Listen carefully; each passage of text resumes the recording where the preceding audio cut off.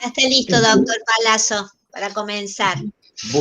Bueno, muchas gracias a todos, como siempre, el gusto de verlo a nuestro querido director honorario, al doctor Altamira Gijena, a Liz Pastor, nuestra subdirectora, al doctor Claudio Viale, que por ahí se nos pierde y por ahí aparece, nos está dando algunas explicaciones y lo hemos absuelto de todas las faltas y bueno, Liliana también, por cierto, muy agradecido a ella.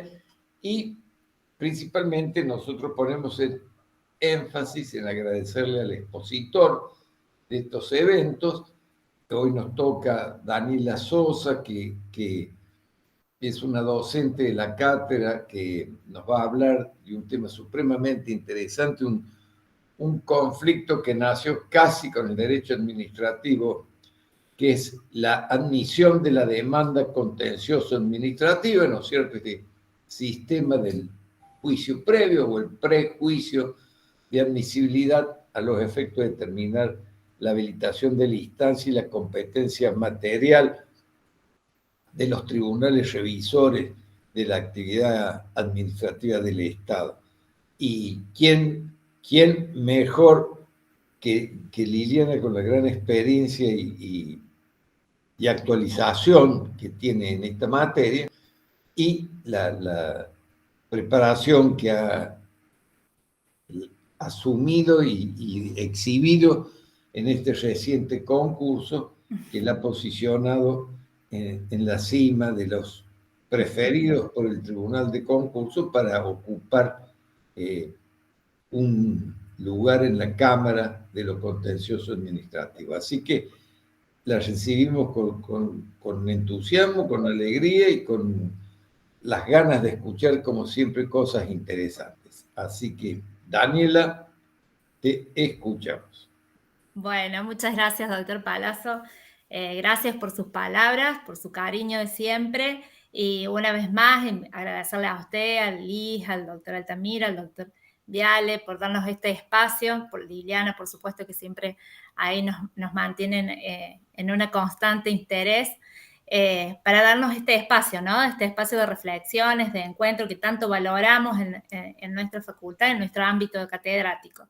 Así que bueno, yo muy agradecida por permitirme participar este año nuevamente. Y bueno, y en esa línea, que pasar directamente al tema, ¿no? Que como usted decía, el tema de la caducidad, el tema de la admisibilidad de la demanda, esto que tantas veces es como que renace el planteo, ¿no? Periódicamente es un tema que ocupa y preocupa, ¿sí? A todos quienes están en la justicia, por supuesto los operadores que están litigando y que quieren llevar a una pretensión judicial a los estados judiciales.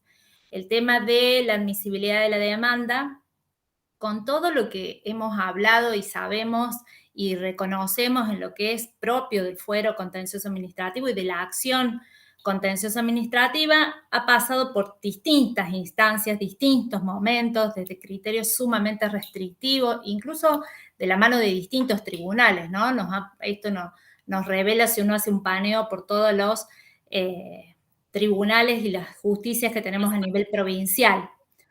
Entonces, si nosotros advertimos esta circunstancia de que el tema de la admisibilidad de la demanda, el tema del control de oficio de los requisitos de admisibilidad de la demanda, esto de ver y que el juez deba analizar cuáles son esas condiciones que habilitan el proceso contencioso administrativo, en particular, yo lo que voy a tratar de hablar hoy en estos pocos minutos es reflexionar acerca de aquellas causas, que son algunas de las que le he traído, donde vemos cómo de manera palmaria aparece esta vinculación entre lo que es el procedimiento como instancia previa, como bien decía el doctor Palazzo recién, como instancia previa necesaria, que además de estar plasmada como una condición constitucional en nuestra provincia de Córdoba, a su vez permite llevar a los estados judiciales aquellas causas donde ya han pasado previamente por una revisión, por un autocontrol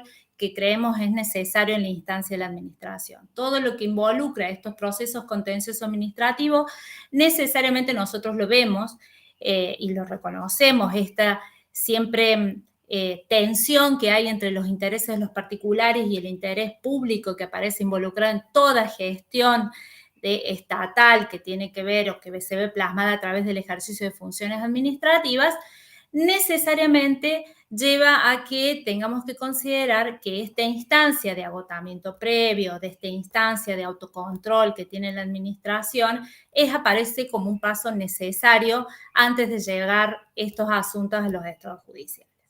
Pero ¿qué pasa? Como veníamos, como les decía antes y como bien refería el doctor Palazzo, esto genera vicisitudes, planteos, cuestiones cuando nosotros entramos a analizar todo lo que es esa relación y vinculación que hay entre un proceso judicial contencioso administrativo, como en nuestro caso y en el nivel de las provincias, donde está previsto, donde existe una supranormatividad, si se puede decir, procesal, que ha venido a aunar requisitos y condiciones que hacen a la admisibilidad del proceso, frente a esta vinculación que hay con las instancias de procedimiento, de regulaciones de leyes administrativas que nosotros sabemos, a más de las regulaciones generales que tenemos, como ocurre en Córdoba con la ley 5350, texto ordenado, y las modificaciones, incluso las recientes que han habido a través de la 10.618, que vino a modificar algunos plazos, por ejemplo, esto lleva a que necesariamente debamos replantearnos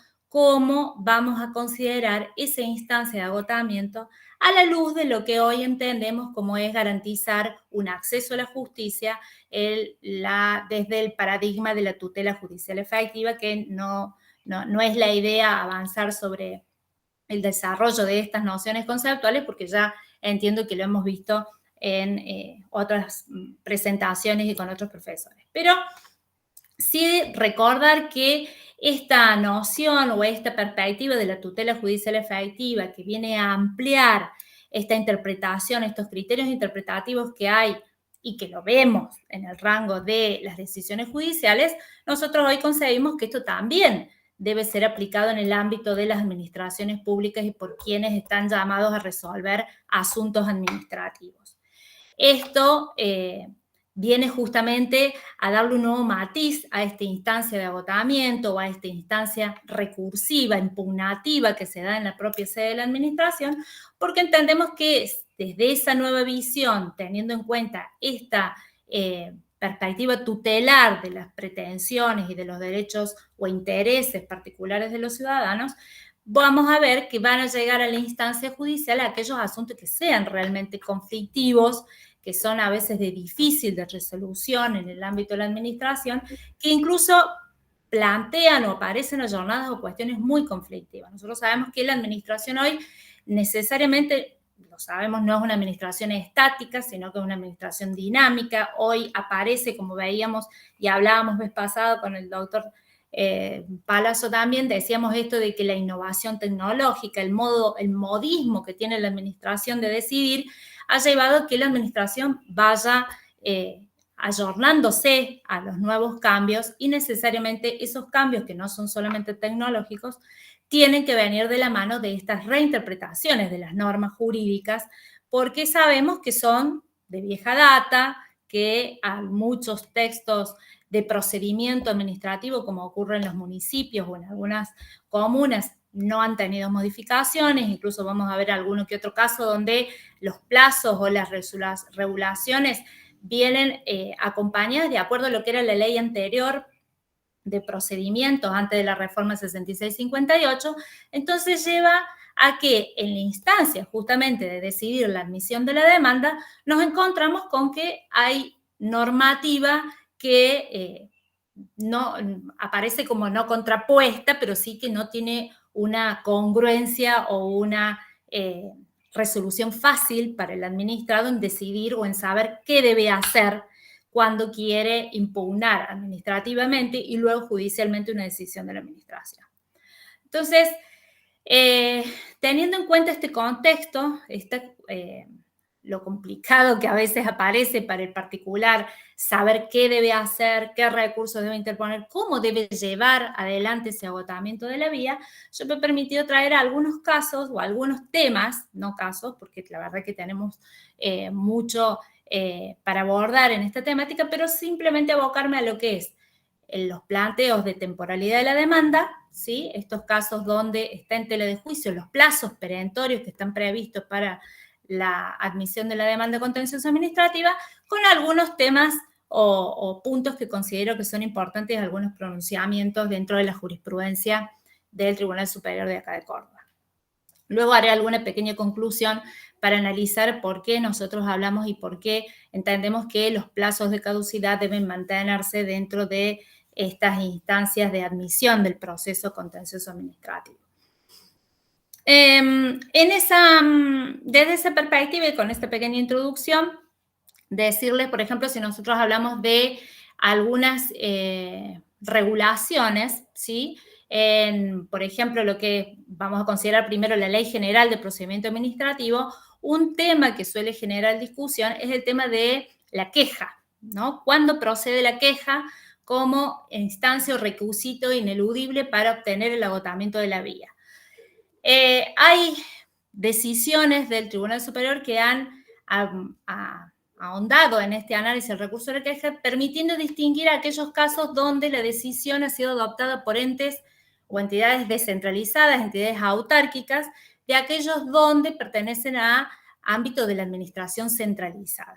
Si nosotros tenemos en cuenta esta distinción, vamos a ver que, como sabemos, el agotamiento de la vía en la demanda en la administración centralizada requiere el recurso jerárquico para agotar la vía administrativa previa interposición del recurso de reconsideración. En estos casos, como es una causa Klamer del año 2000, Barsi, Barri, reciente nueva una causa Barrio Nuevo del año 2018, el tribunal vuelve a ratificar la idea de que en estos casos donde hay una relación jerárquica, donde dentro del ámbito de la administración hay un control jerárquico que tiene la finalidad justamente de que la autoridad revise la decisión de la administración, entonces en esos casos cabe por regla general la vía de la queja. Ahora, en aquellos casos donde la decisión corresponde a un ente descentralizado, donde estamos hablando de una entidad donde el recurso no hay una relación de subordinación jerárquica, donde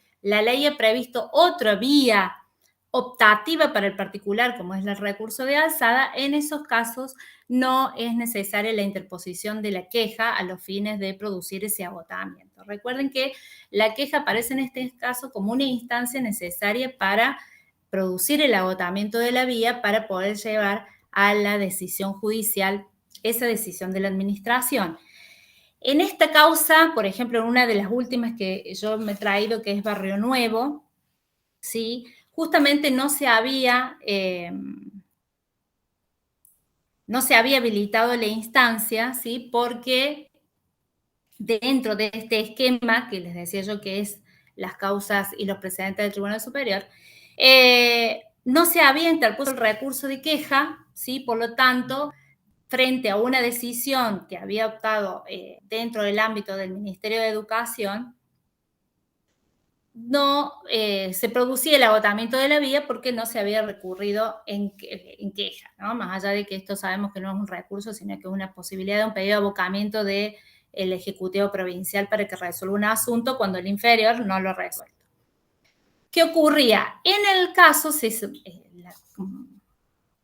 el tribunal, cuando analiza porque la Cámara le había hecho lugar a una excepción de incompetencia, se analiza que en el caso había existido, y esto también es un tema que es un matiz particular que se da en estos supuestos, que había habido una delegación de competencias por parte del Ejecutivo ante el superior en unos casos era la Secretaría General de la Gobernación y en otros casos era el ministro del ramo. En este caso, en el término 9454, el ministro del ramo era la autoridad competente para resolver en última instancia. Entonces, desde esa perspectiva, el recurso jerárquico que podría oponerse contra la decisión de ese ministro no era procedente porque justamente por una delegación de competencia, por una delegación de funciones expresa legalmente decidida por el Ejecutivo, era la autoridad para decidir en última instancia. Entonces, en este caso, aún entendiendo que el recurso jerárquico no aparecía, faltaba en su caso, no aparecía como óbice necesario para poder, como recurso necesario, perdón, para llegar ante el Ejecutivo, la interposición de la queja atendiendo a esta situación de decisión dentro del ámbito de la administración centralizada debía ser interpuesta y por lo tanto no había sido agotada la vía en esos términos. En este dentro de otros pronunciamientos,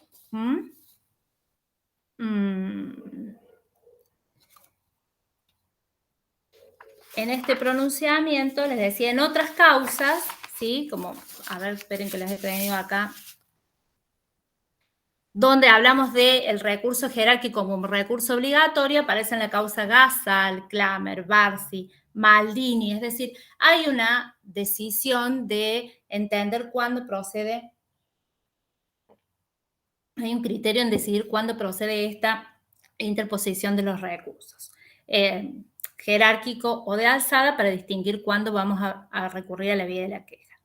En otros supuestos, cuando ya hablando de la reconsideración, por ejemplo, hay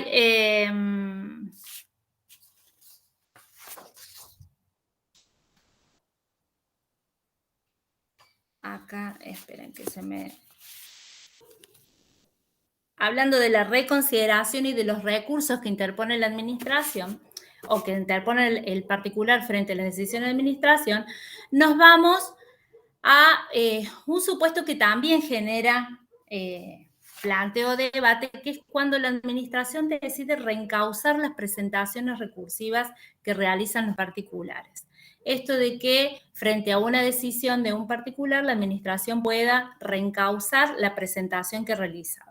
Ahí hay dos causas que aparecen distintas. Una es en la causa Oyola contra la Municipalidad de Córdoba del año 2017 y en ese mismo año otra causa que es una causa Dávila contra Caja, que es la sentencia 107 del 2017. Ambas causas se analiza esta circunstancia de que la administración pueda decidir reencauzar las presentaciones que hace el particular frente a la administración, recurriendo al conocido principio de informalismo en favor del particular, ¿no?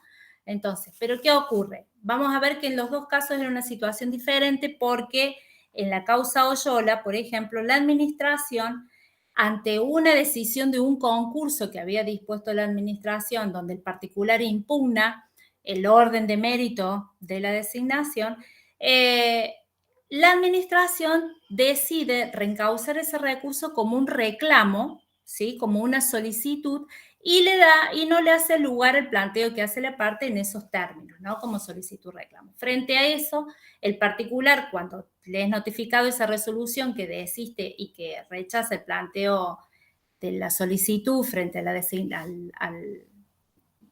la presentación que había hecho el particular, presenta un nuevo recurso, ¿no? Presenta un recurso frente a esa resolución que había negado la solicitud. Cuando la administración rechaza ese recurso, ¿sí? Y el particular presenta la demanda, no se habilita la instancia porque se entiende que el acto ya había quedado firme porque en verdad la primera presentación había sido un recurso y por lo tanto ya no tenía posibilidades de recurrir. En este caso, el tribunal analiza justamente que la presentación de el particular que había sido como recurso fue tomado por la administración como reclamo y que dentro de la actuación de la administración había incurrido la propia administración en esto de llevar a la duda o a la confusión al particular sobre cuál era la vía que debía llevar adelante para poder hacer la presentación. Entonces, en este caso, se deja sin efecto esa decisión de no habilitación de instancias y se entiende de que había que habilitar la instancia para garantizar el acceso a las jurisdicciones, recurriendo, como vamos a ver que en varios pronunciamientos del tribunal se hace referencia al indubio al principio pro actione o esto de garantizar la tutela judicial efectiva. En el otro caso, ¿qué ocurría? En el otro caso de Ávila era una resolución contra la Caja, donde se habían dispuesto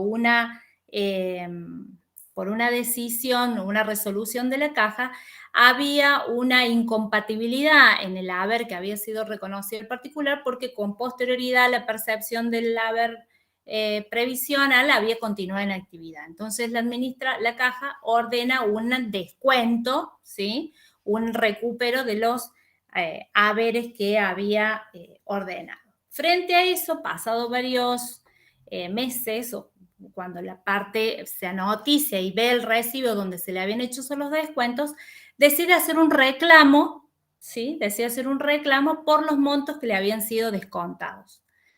Frente a eso, la administración dice que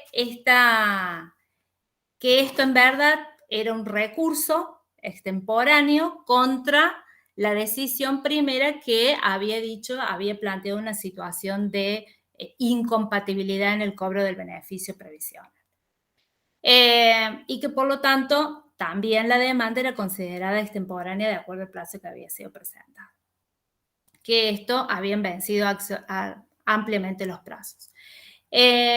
Cuando se analiza esta decisión de la Caja y de asumir que este reclamo, ¿sí?, era un recurso, el análisis aparece que frente a las circunstancias son completamente diferentes, porque en verdad lo que se atiende, y ahí hace alusión el fallo, a ver cuál era realmente la pretensión, cuál era el sustento y cuál era la verdadera intención que había tenido el impugnante cuando presentó ese reclamo. Porque más allá de la nominación por el principio de informalismo, que nosotros podemos recurrir al principio de informalismo independientemente de la nominación que se haga la presentación por parte del particular, hay que atender también a cuál es la verdadera intención y cuál es el objeto de la pretensión que había llevado adelante el sujeto con la presentación ante la administración.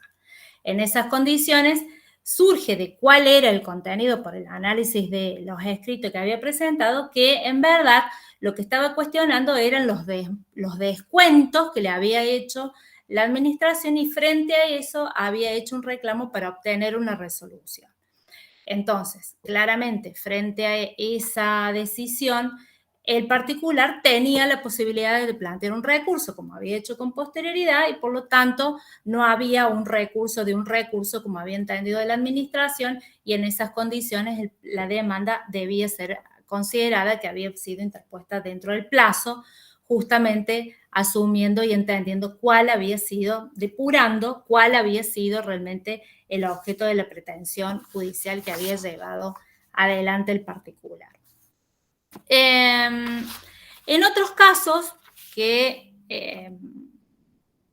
donde también se ha puesto en análisis esto de cuál es el contenido o cuándo opera esto de el recurso de reconsideración o la reconsideración de la reconsideración, otro fallo que es interesante es una causa Escobar-Valverde de sentencia 165 del 2017, donde allí se había hecho lugar a una excepción de incompetencia planteada por la demanda, aduciendo de que en verdad el recurso que había interpuesto el particular era un recurso contra un recurso, y por esta prohibición del artículo 82 de la Ley de Procedimiento Administrativo no era viable plantear un recurso de reconsideración contra un acto que resuelve un recurso de reconsideración. En el caso particular ocurría que era un concurso, ¿sí?, en el cual se lo había designado al actor Carlos Valverde como jefe de la administración en la jurisdicción de violencia familiar dentro del Ministerio de Justicia.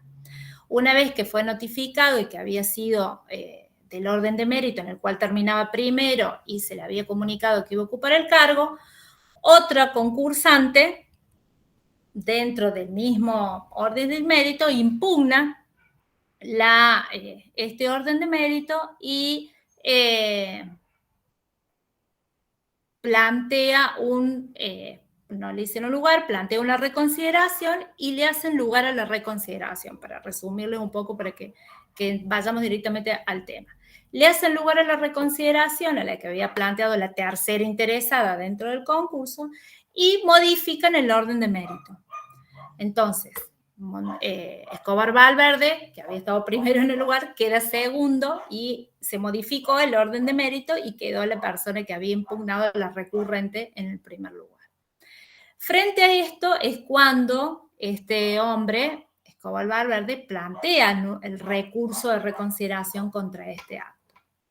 Entonces, el análisis que hace el tribunal sobre esta circunstancia es que justamente este supuesto, si bien por regla general la reconsideración no procede contra la reconsideración, en verdad esto se da cuando se da una identidad fáctica, una identidad de sujetos y hay una identidad de actos, es decir, cuando la finalidad de la normativa es evitar que contra las decisiones que se plantean recursos que tienen que ver con una pretensión específica canalizada a través de recursos, se puedan estar recurriendo indefinidamente, ¿no? Así como contra un recurso jerárquico que lo resuelve, no se puede plantear una reconsideración y así tampoco contra una resolución que resuelve una reconsideración. Pero esto se da en la medida que el objeto de la reconsideración sea exactamente igual a lo que había resuelto o lo que se había planteado en el anterior recurso y es resuelto por ese acto que lo rechaza, ¿sí? O que hace lugar. En este caso se entiende que al haberse modificado el orden de mérito, renace en el particular ese interés directo que lo habilitaba justamente porque hasta ese momento no tenía agravio, no tenía afectación, que habilitara una presentación. Justamente la modificación del orden de mérito, la modificación de las circunstancias fue lo que habilitó a que este hombre pudiera interponer el recurso. Justamente, análisis de tribunal es un caso donde vemos cómo nos debemos apartar de lo que es la interpretación literal de la norma y entender cómo se aplica la norma de acuerdo a las circunstancias del caso, de acuerdo a cómo en las circunstancias fácticas de cómo ocurrieron los hechos, en ese devenir del agotamiento, en ese devenir de presentaciones que hace la administración frente a decisiones de la administración, vamos a llevar a analizar y considerar aplicable o no la norma que está en discusión, que en este caso era justamente aquella que prohíbe la presentación de un recurso contra otro recurso. Cambia, dice el fallo, cambiaron las condiciones, la identidad, hay una nueva situación jurídica, hay una renovación del acto que renovó la legitimidad procesal, porque ahí entraba en discusión si estaba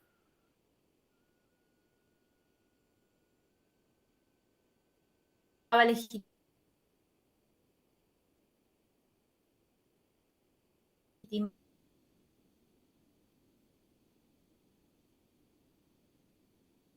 o no. Se ha congelado la imagen de Daniela. En particular, para plantear una nueva procedimiento.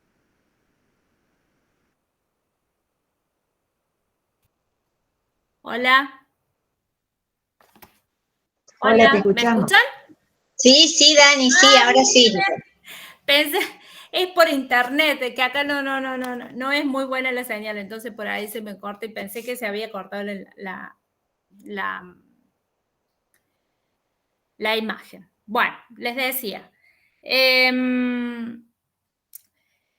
Otras dentro de estas instancias o de estos supuestos que nosotros analizamos de lo que es el agotamiento de la vía y esta vinculación que hay entre los plazos o del requisito a los fines de la temporalidad de la demanda, otro supuesto, no vamos a hablar de todos por supuesto, pero que sí creo que es interesante es el caso del silencio, ¿no? Porque esto que veíamos recién es cuando estábamos hablando de situaciones expresas de la administración y las presentaciones recursivas que se podían dar para analizar casuística de casos diferentes. Cuando hay silencio de la administración, nosotros sabemos que esto del agotamiento de la vía aparece como una condición que se materializa a través de la presentación del pronto despacho a los fines de llegar a la última instancia de la administración y obtener la denegatoria presunta por silencio de la administración en nuestro sistema jurídico para entenderlo que hubo una denegatoria presunta de la petición del particular.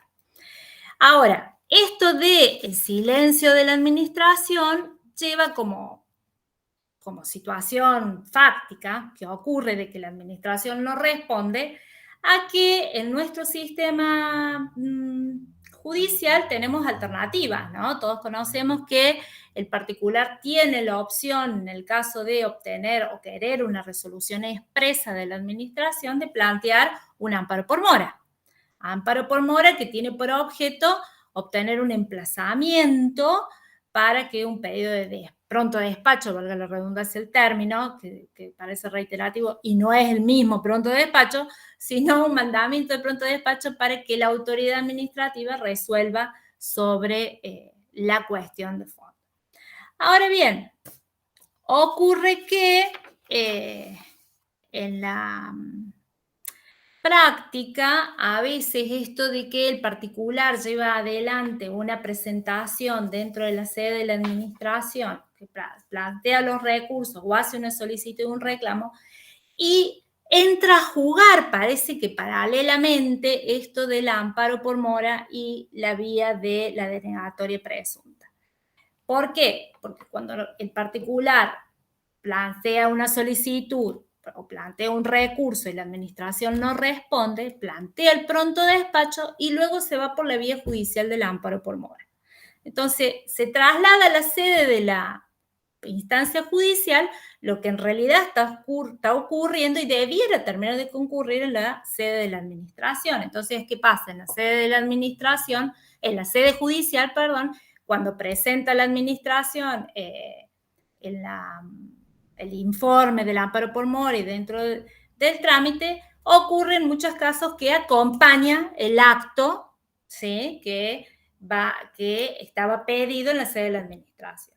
Esto tiene dos consecuencias. Por un lado, que en el ámbito del proceso se torna abstracto el amparo por mora, ¿sí?, por sustracción de la materia, se resuelve el tema judicial. Pero queda vivo el acto administrativo que ha acompañado por la administración. Nosotros sabemos que frente a esto, y esta es una de las causas que yo les traje acá, esperen que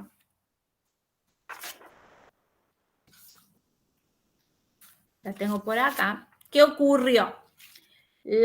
Acá está, Rapetti, sentencia 5 del 2020. Ocurre justamente esto, pero ¿qué hizo el particular frente al acto administrativo que es notificado y acompañado en el proceso judicial? Va y presenta un recurso, ¿sí?, impugnando ese acto administrativo en la sede de la administración. Cuando plantea ese recurso, no le responden y plantea un nuevo pronto despacho frente a lo que ya teníamos acto expreso, ¿no? Entonces, se produce la denegatoria tácita y viene al contencioso, sigue sin resolver y viene al contencioso administrativo. En su momento no le habían habilitado la instancia, considerando que estaban vencidos los plazos de la denegatoria presunta por silencio frente a esa administración y por lo tanto los plazos no debían, de acuerdo a cómo los habían computado, no habilitaban la admisión de la demanda.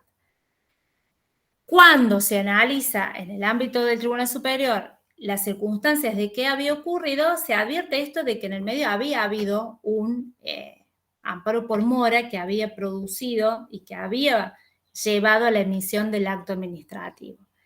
Ese acto administrativo, que había sido con posterioridad impugnado, había nacido de un proceso de amparo por mora, ¿sí?, que había llevado y que incluso la administración durante todo ese tiempo con posterioridad, pese a ese acto administrativo que le dijo que no al reclamo y que luego impugnó, se mantuvo remisa en la contestación porque luego volvió a incidir en el mismo comportamiento de no contestar la presentación que había hecho el particular y volvía a habilitar esta conducta de que llevaba el particular de nuevo a quizás a presentar otro nuevo amparo por mora.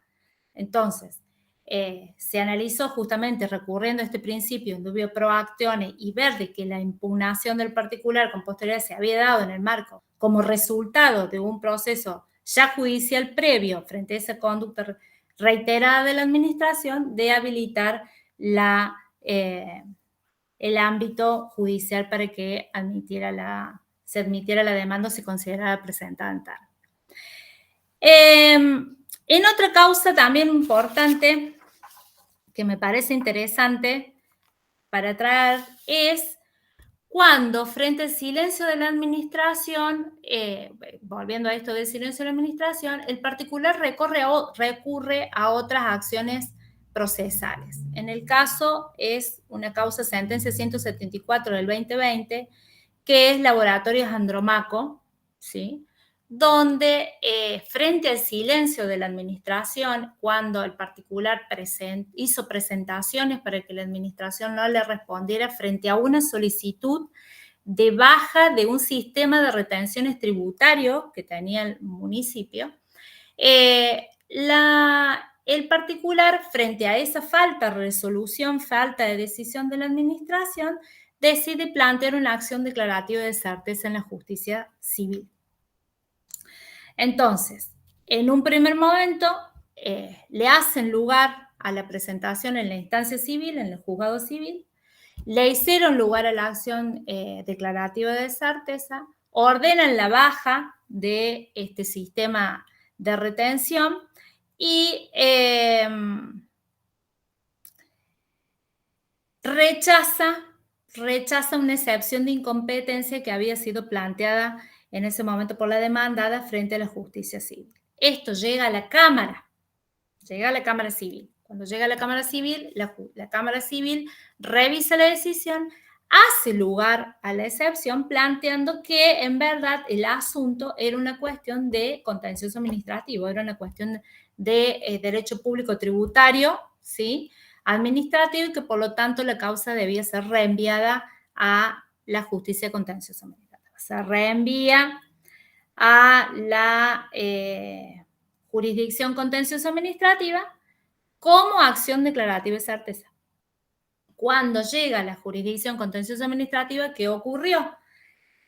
Ahí hay votos divididos en la Cámara y el voto mayoritario entiende de que, primero, no se había votado la vía administrativa porque habían habido presentaciones dentro de la administración, pero no había habido una resolución ni presentación de pronto de despacho en los términos de la ley, ni agotamiento, y tampoco era una acción dentro de las tipificadas dentro del proceso contencioso administrativo. La acción declarativa era una acción ajena al proceso y por lo tanto eso era propio de la competencia civil. Por lo tanto, no correspondía habilitar la instancia y debían remitirse las actuaciones de nuevo a la Cámara Civil. Por supuesto, esto generó un conflicto de competencia, en definitiva, y ese decreto que no habilitó la instancia motivó que la causa llegara al ámbito del Tribunal Superior.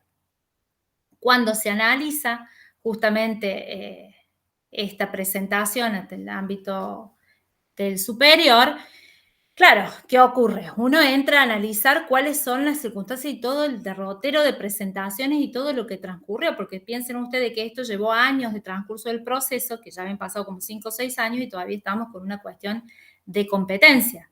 Entonces, allí, en un fallo muy interesante, que por supuesto yo después se los voy a compartir, el tribunal remite o hace alusión a una jurisprudencia que ya estaba consolidada y ratificada en el ámbito de la sala civil, que es una causa Unilever de la sala civil del año 2017, donde se hace una distinción entre aquellos procesos que tienen que ver, como ya hemos visto y sabemos, lo ha ratificado el Tribunal Superior, aquellos asuntos que competen a la jurisdicción contencioso administrativa, cuáles son los requisitos que hacen a la materia contencioso administrativa, justamente en las causas donde está en tela de discusión o está en juego una solicitud, como era el caso, de la baja de un sistema tributario establecido por la normativa. Entonces, este asunto, que era una cuestión, por supuesto, bien mesurado el análisis que se hace para entender de que en definitiva había una solicitud que era una decisión que eso implicaba y que iba a llevar a una decisión a través de un acto administrativo que iba a materializar un ejercicio de su función administrativa y que estos asuntos en definitiva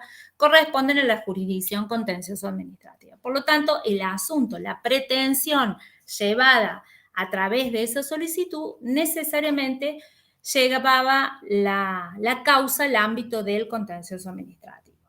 Ahora, otro punto que se analiza ahí y que es interesante es esto del requisito constitucional del agotamiento de la vía. Esto que vemos como una condición ineludible, que sabemos que está en la Constitución, que la ley 7182 a través de los nuevos artículos, una vez que fue modificado, ayornó esta instancia de agotamiento, unificó a través de todos esos plazos y la unión que hizo en un sistema, digamos, coherente, ¿sí? Sencillo, al establecer solamente plazos de caducidad, esto después voy a decir dos palabras, a través de un sistema que necesariamente tiene que cumplirse y que aparece como una condición ineludible.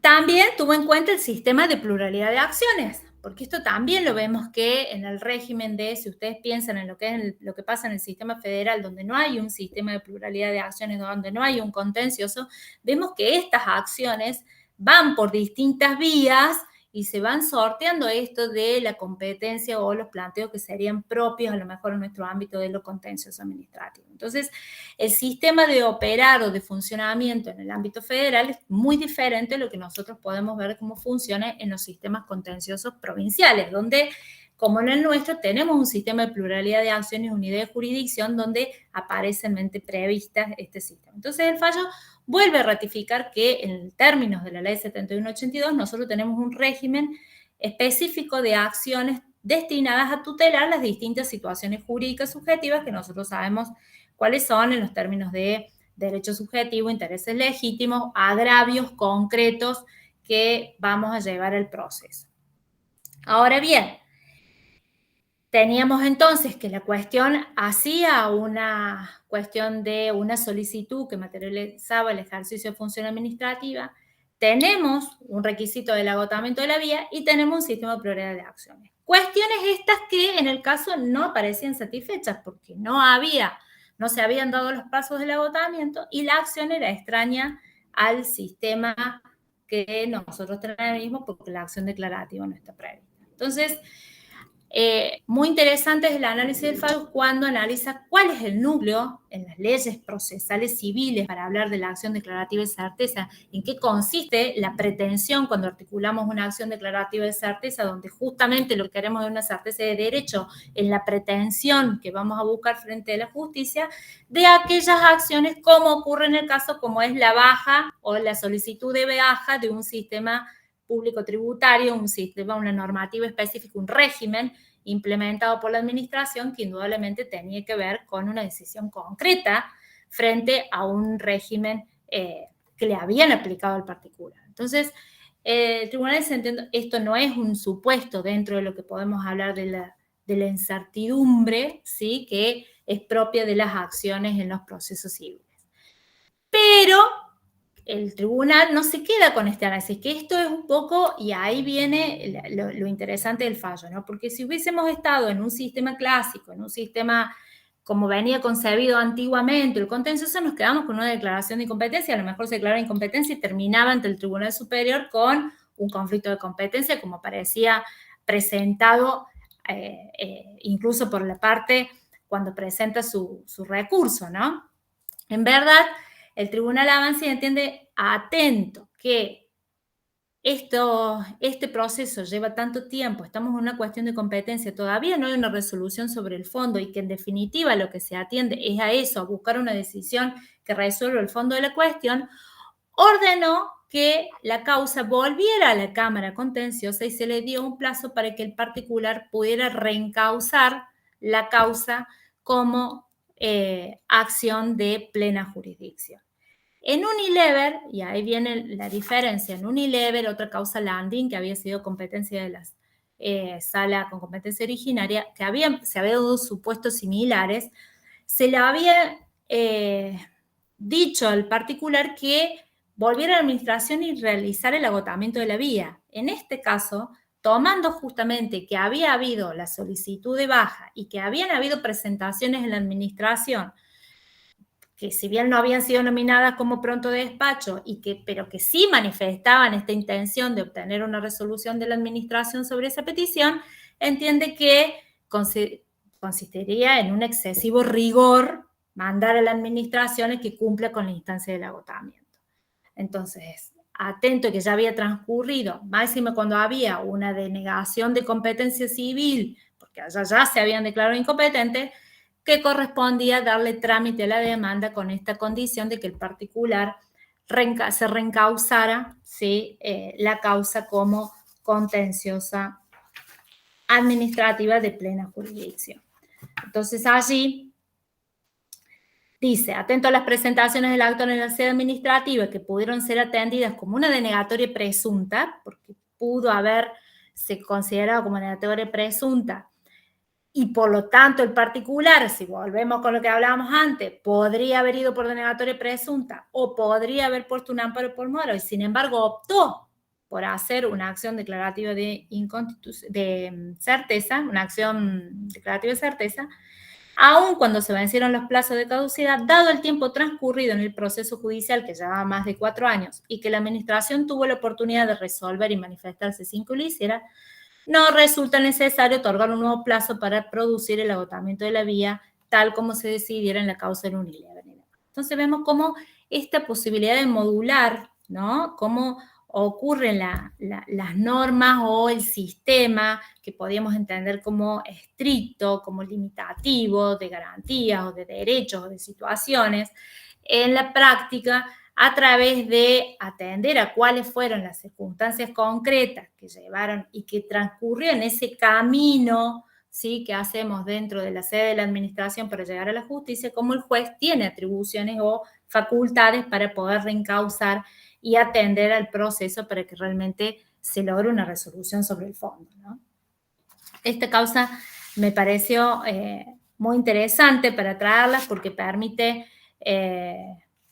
ver cómo el sistema funciona, aun cuando nosotros escuchamos por ahí algunas críticas a los sistemas que establecen, por ejemplo, como el nuestro, sistemas de pluralidad de acciones. Como esto, así como en la jurisprudencia nuestra se ha permitido esto del cambio de la normatividad de la acción siempre y cuando estemos dentro de la instancia de habilitación hasta que quede ratificada de manera definitiva la competencia del tribunal, esto que viene desde Telefónica del año 2000 y que incluso se ha trasladado a la instancia recursiva, vemos como también lo vemos en este tipo de acciones que, fíjense ustedes, incluso la fiscal en su momento había dicho que en el fuero contencioso se debía dar trámite a la acción declarativa dentro del propio fuero, ¿sí? Justamente atendiendo de que era contrario a los intereses del particular enviar lo que hiciera el agotamiento de la vía, ¿no? Entonces se buscó una solución que pudiera realmente armonizar y compatibilizar los intereses.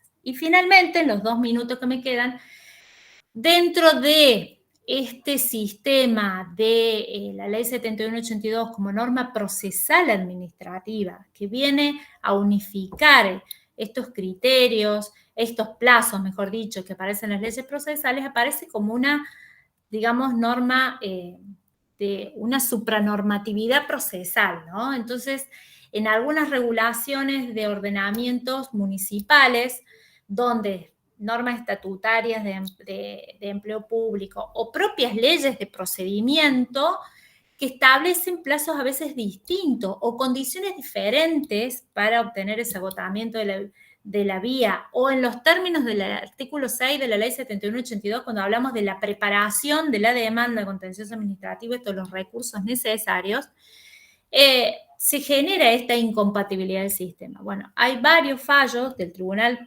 causa Boriani, una causa Piedras del año 2020, donde frente a decisiones de ejecutivos municipales, por ejemplo, no estaba prevista la interposición del pronto despacho a los fines de producir el agotamiento de la vía o del recurso de reconsideración, que nosotros sabemos que procede contra la última decisión cuando el acto es emitido de la última autoridad administrativa, Y el particular, por ejemplo, en ese caso interpuso, en la causa Piedras, por ejemplo, interpuso el pronto despacho frente a el recurso que no había sido resuelto. Entonces, la norma municipal, que era una norma estatutaria de empleo público, porque era un reclamo de una bonificación de un agente municipal, no establecía la obligatoriedad de este pronto despacho y decía que con el solo recurso quedaba agotada la vía administrativa, con la sola interposición quedaba agotada la vía administrativa. Cuando va a la Cámara, esto venía de una Cámara del Interior, cuando va a la Cámara le dice que no corresponde habilitar la instancia porque la demanda era extemporánea, porque habían vencido los plazos. Entonces, cuando llega a la instancia del superior, justamente se analiza que el particular, en este caso, recurriendo o tomando, haciendo una interpretación sistemática, armónica de cómo funciona el sistema contencioso procesal en la provincia, de la mano de la normativa, optó por plantear el pronto despacho a los fines de obtener la denegatoria presunta, la denegatoria por silencio, y por lo tanto esa conducta no podía ser achacada al particular, ¿sí?, que justamente frente a la normativa y el sistema de la ley 7182 pudo generar alguna duda en el particular en que si debía o no debía plantear el pronto despacho, y en esos términos se consideró habilitada la instancia. Y para terminar, otra causa que también es importante y que es una de las pocas que ha llegado a los estados judiciales sobre acción de lesividad, es una de Municipalidad de Marcos Juárez, que también es del 2020, porque allí en la normativa provincial, para no irnos demasiado en el tiempo, la normativa municipal, establecía que frente a los actos, cuando se tenían que interponer, se pretendía una nulidad de un acto o una nulidad de un acto en los términos de la acción de lesividad, establecía un plazo de 2 años. Y nosotros sabemos, en los términos de la Ley de Procedimiento Administrativo, el 107, y en los términos del artículo 8 de la ley, que el plazo es de 6 meses de caducidad. Entonces, frente a esa situación, el tribunal decidió finalmente habilitar la instancia, ¿sí?, pese a que la Cámara, que también venía del Interior, había entendido de que la demanda era extemporánea porque se habían excedido el plazo. Justamente se valoró que la normativa justamente municipal en el régimen de nulidad de los actos, en ese caso, tenía una previsión normativa que, analizando la razón de ser de esa normativa, era acorde a lo que era la ley anterior, la 3550, originaria de la provincia, que sí establecía un mismo plazo similar cuando se debía articular la acción de lesividad.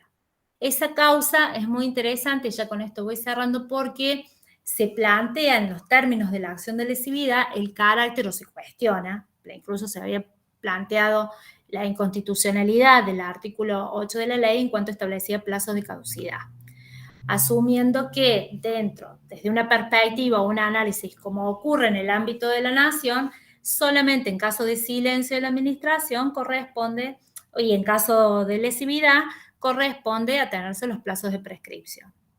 Entonces, en esta causa, que como les digo, es una de las pocas causas que llegó al tribunal en términos de acción de lesividad, porque tenían, no sé, yo creo que tenemos 5 causas que han venido con la acción de lesividad, que son muy pocas las que llegan a los estados judiciales a través de esa vía, se enfatizó justamente y se hizo la distinción, esto, ¿no?, del sistema diferente que tenemos en el contencioso de Córdoba cuando hablamos de caducidad y la razón de ser por qué nosotros hablamos de términos de caducidad.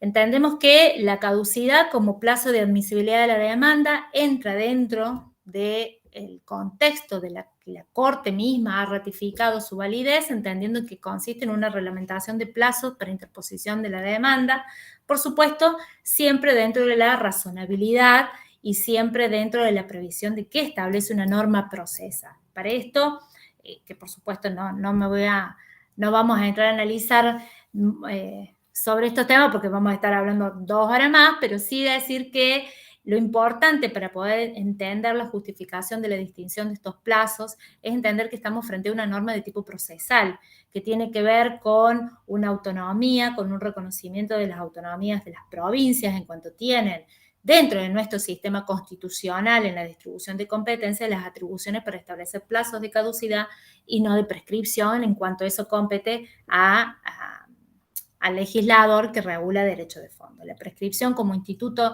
de derecho común, como instituto que tiene que ver con la extinción de derechos o el ejercicio de derechos sustanciales, es otro campo de actuación diferente a lo que pasa en el ámbito de las acciones procesales, que eso sí queda del ámbito de la caducidad como instituto procesal. Eso sin perjuicio, claro está, de la modificación reciente del Código Civil, donde vemos que en esto de que yo siempre digo más que aclarar oscurece, vemos que se han introducido caducidades en la legislación del Código Civil que lleva a distinguir ahora, como lo hace Falcón, entre caducidad procesal y caducidad de fondo. Y por otro lado, habilita en algunas materias, como lo sabemos todos, en materia de responsabilidad del Estado o en materia de tributos específicamente, a que se legisle sobre prescripción. Entonces vemos como que estas cuestiones que se renacen y que llevan a tener que entender cuál es la razón de ser de los sistemas jurídicos me permite a mí reflexionar acerca de cuál es el sustento y cuál es la validez que nosotros tenemos y el reconocimiento que nosotros tenemos en la Ley 7182, cuando claramente ofrece un sistema concreto, sencillo, simple, que nos evita este ir y venir sobre instituciones jurídicas y entender cómo se van a aplicar. Por supuesto, sabemos todo que los plazos son exiguos y que quizás habría que ampliarlos, pero creo que en definitiva la claridad que tiene el sistema de la provincia al establecer para todos los supuestos, en caso de silencio, en caso de lesividad, en caso de plazos de caducidad, es un mérito que no siempre se advierte y que creo que merece su reconocimiento. Así que bueno, simplemente, más que eso, muchísimas gracias y bueno, los saludo al doctor Cecina ahí que se ha sumado, así que muchísimas gracias. Ahora me dice si estamos bien o si... Bueno, muchísimas gracias, muy interesante, Daniela, sobre todo me encantó la coherencia, cómo seguiste causa por causa, la fuiste desmenuzando, así que te felicito y te agradezco mucho. Y como es habitual en nuestro instituto, le vamos a dar la palabra a las personas que así deseen hacer. El doctor Altamira Gijena ha solicitado la palabra, así que le vamos a dar la... Muchas gracias. En primer lugar, Daniel, te quiero felicitar porque has sido sumamente claro y realmente demostras condiciones docentes, así que te felicito. En segundo lugar, le quiero recordar que cuando el gobernador llegó, me citó para esta comisión en el año 94 con José Palazzo, Raúl Tretel, José Abad y Guillermo Torre Aliaga, presentamos nosotros dos situaciones que nos parecían claras. Una era de que ampliar el plazo de interposición de demanda porque el código anterior era 15 días. Nosotros queríamos 30 días y además queríamos de que, sobre todo con Guillermo Torre, que siempre que interviera el Estado era contencioso administrativo. Entonces, Jorge de la Rúa, que era fiscal de Estado, que era un hombre muy criterioso, dijo, no, Julio, no, dice, eso no puede ser. ¿Por qué? Porque entonces va a haber tantas cámaras, contencioso administrativo como cámaras civiles. ¿Por qué? Porque todas las resoluciones que salgan de la Dirección Nacional, de la Dirección de Inspección Social Jurídica, van a ser contenciosos. Todas las resoluciones que salgan del registro de propiedad van a ser contenciosos. Entonces, va a hacer falta tantas cámaras contenciosas como cámaras civiles. Entonces, no puede ser. Hay que achicar. Bueno, y entonces con Guillermo Torres se nos ocurrió poner dos condiciones. Uno, que el acto administrativo causara Estado, y segundo, que fuera en ejercicio de función administrativa. Nos invitan al Colegio de Abogados, como ya le he contado a ustedes, y ahí estamos nosotros presentes, nos dijeron de que por poco no nos trataron de inmorales. ¿Por qué? Porque dijeron que era un código con nombre y apellido, que era, porque nadie sabía que era una resolución que causa Estado y mucho menos ejercicio de función administrativa. Entonces eso era un código para Altamira, Gijena y para Torre Aliaga. Cuando nosotros queríamos al revés, que siempre que participara el Estado. Bueno, dijimos, hicimos la aclaración, pero algunos entendieron, otros no entendieron, y entonces quedó como si fuera un código para Altamira, Gijena y Torre Aliaga. ¿Qué pasó? En los hechos al principio la jurisprudencia fue sumamente cerrada. Y felizmente que llegó el doctor Cecchini, está ahora, que yo lo puedo decir con toda tranquilidad porque no tengo ningún interés, porque ya no tengo ningún juicio en el Tribunal Superior y además me he jubilado, así que ya no ejerzo la profesión, lo puedo decir con toda tranquilidad. Felizmente el doctor Cecchini abrió y estableció con toda claridad en caso de duda hay que abrir. En caso de duda hay que abrir y no en caso de duda hay que cerrar. Así que yo felicito toda esta jurisprudencia porque son los votos del doctor Cecchini. Por eso felicito todo esto porque hay que pensar lo siguiente. El cliente cuando llega al estudio llega enojado porque está convencido de que el Estado ha sido arbitrario.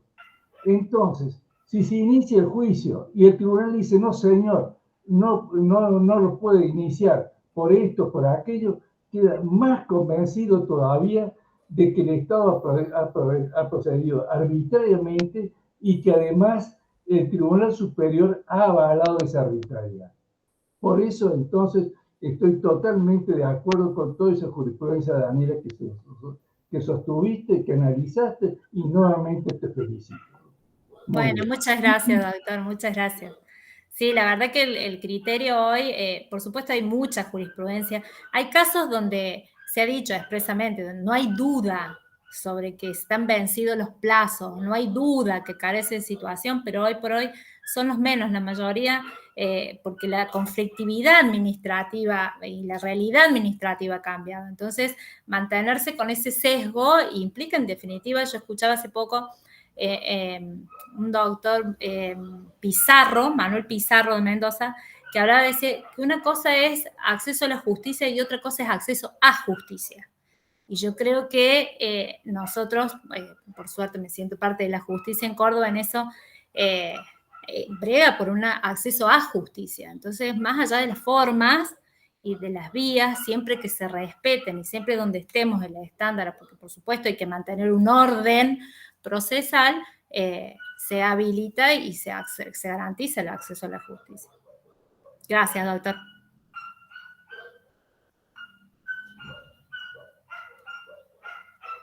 Alfonso, ¿tenés un comentario? ¿Querés decir algo? El doctor Cecchini me parece que quiere decir algo. No lo veo al pedido. Alfonso, le cedo la palabra. Yo no lo veo, Alfonso. No, por favor, doctor. No te vi. Hola, Alfonso. En primer lugar, felicitar a Daniela. Creo que ha hecho un comentario, una selección de fallos muy interesantes y que muestran precisamente lo que marcó el apreciado profesor Altamira Gijena respecto de ir ampliando y flexibilizando el contencioso administrativo. Es decir, que las nuevas pautas constitucionales, convencionales, los principios y valores no pueden ser declaraciones meramente abstractas, sino que nosotros tenemos la obligación de bajarlo al caso concreto.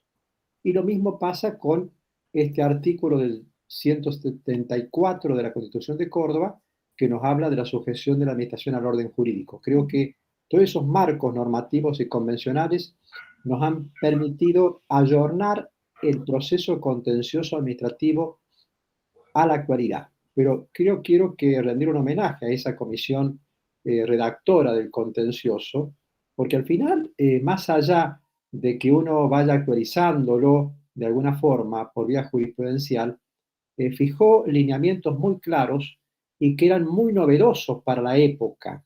Es decir, esto de la justiciabilidad de la función administrativa de los tres poderes del Estado, esto que cuando realmente se fijó ese criterio, aún en la provincia de Buenos Aires, que regía un anterior código, los actos emitidos por el Poder Legislativo en ejercicio de la función administrativa no eran objeto de revisión judicial. No hablemos de los actos dictados por el Poder Judicial. Aún hoy, en muchas provincias argentinas, esto no es admitido.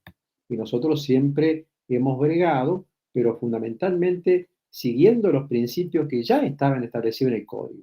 Es decir, que es un código, digamos, en mi criterio, de excelencia y que fue de avanzada en esa época y que simplemente con la actualización y con aplicar los principios de que en caso de duda efectivamente hay que analizar el fondo de la cuestión y de que, como bien ha escrito muchas veces el profesor Altamira Gijena, lo ha dicho el profesor Palazzo y muchos de los que están presentes, Alfonso Buteler, Daniel, entre otros, digamos, el profesor, digamos, Claudio Viale, también que lo he visto presente, no puede el procedimiento administrativo convertirse en una carrera de obstáculos. No podemos, el acceso a la jurisdicción, digamos, está bien, los requisitos que se han fijado, pero tampoco interpretarlo de tal forma de que la forma sea más importante que la sustancia. Entonces, no puede ser que el instrumento sea más valioso que el fondo de la cuestión. Por eso, lo fundamental es, fundamentalmente, abrir, escucharlo al administrado en su preocupación con el fondo de la cuestión a través de un pronunciamiento fundado. Que le guste o no es otra cosa, pero sí darle la oportunidad de revisar la cuestión de fondo. Lo mismo también cuando se equivoca en interponer un recurso de apelación y no de casación o a la inversa, también hemos morigerado ese aspecto, esa extrema formalidad. Es decir, entonces, que no es que los jueces estemos legislando, sino que simplemente estamos haciendo operativos la interpretación del texto normativo, armonizándolo con nuevos conceptos convencionales y constitucionales. Muchas gracias, un gusto participar. Felicitaciones al profesor Palazzo, que ha llevado impecablemente la conducción del instituto, a Irma Pastor, Liliana Villafañe, que tanto ponen energía en que esto continúe, como lo hizo en su momento el profesor Altamira Gijena. Un afectuoso saludo para todos. Gracias, doctor. Un honor que esté. Gracias. Doctor Palazzo, no se escucha. Doctor Buteler. Bueno, muchas gracias. Bueno, felicitaciones, Daniela. Me parece que el recorrido que has ido haciendo y tus reflexiones dan cuenta de algo que yo siempre repito, y se ve que me estoy poniendo grande porque siempre repito lo mismo, pero esto de que la tutela judicial efectiva, que por ahí se repite tanto como concepto, tiene un contenido dogmático muy fuerte, porque en definitiva los jueces están para que los derechos sean efectivos en el caso concreto. Y creo que eso se ha visto, lo he visto muy palpable en la jurisprudencia del Tribunal Superior en los últimos años, diría yo unos 15 años, un cambio hacia esa impronta de ver la efectividad de los derechos y no tanto el recipiente en donde esos derechos vienen, ¿no? Porque, bueno, y también esto lo he visto no solo en materia contenciosa administrativa, sino también en la Secretaría de Competencia Originaria, como el amparo, lo hablamos en otra reunión del instituto, cómo el amparo se ha convertido en una vía ya no excepcional, sino residual para la tutela de los derechos fundamentales.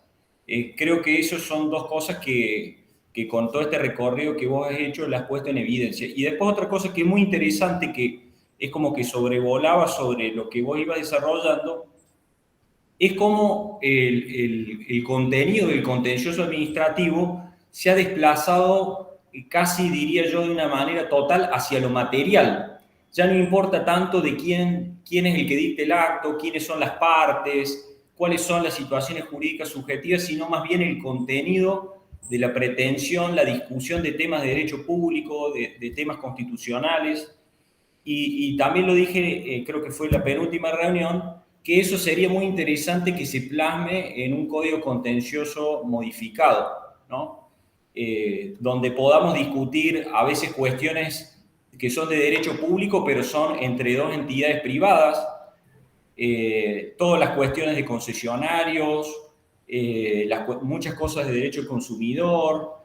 Bueno, creo que nuestro fuero, digamos, va un poco hacia ese lugar y por ahí todo este bagaje que vemos en los fallos del Tribunal Superior, creo que el broche de oro sería tener un código contencioso administrativo modificado, al menos en el artículo 1 y el artículo 2. Así que te felicito de nuevo por poner sobre la mesa todos estos temas tan interesantes. Gracias, Alfonso. Muchas gracias, Alfonso.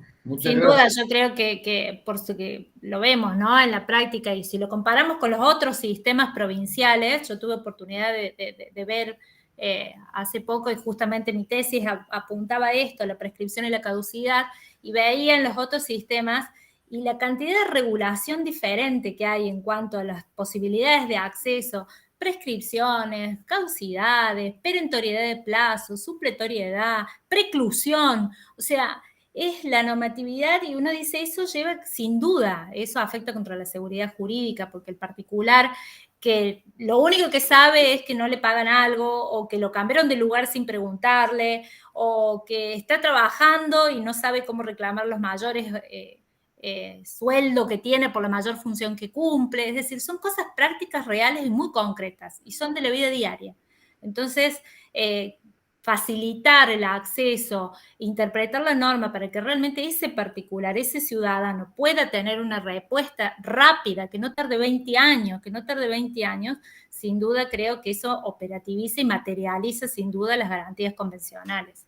Interpretar de otra manera los sistemas jurídicos hoy me parece que ya es inviable, y creo que debemos ir más allá, y creo que las administraciones tienen que avanzar en eso, ¿no? Sí, incluso sería más fácil para el juez tener una administración que se ayornara a los tiempos actuales. Yo creo que hoy avanzamos, y hay muchas administraciones que avanzan mucho, pero cuando uno encuentra estos sistemas normativos, por ejemplo, que están sin modificarse del año no sé cuánto, y entonces uno dice, ¿cómo hacemos? Entonces hay que reconstruir un sistema normativo para darle preeminencia a esas garantías y a esos derechos fundamentales. Me parece que... Perfecto. Gracias, Alfonso. Gracias.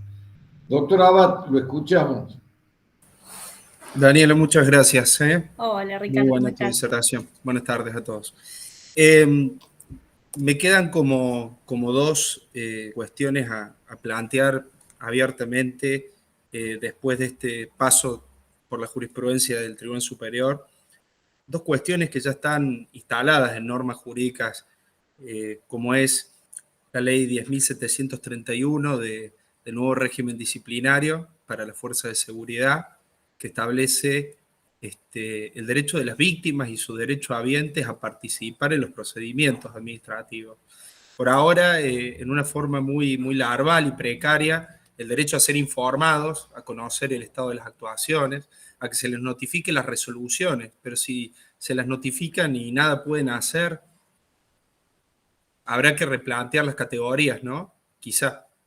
O será la oportunidad para que se dé esa circunstancia. Y las situaciones de vulnerabilidad que prevé la ley 10.618 en el procedimiento, porque está instalado. O sea, ha creado la categoría de la vulnerabilidad, no ya en el marco constitucional o de convencionalidad, sino ya en modos más locales, en las normas que nos rigen el día a día la administración.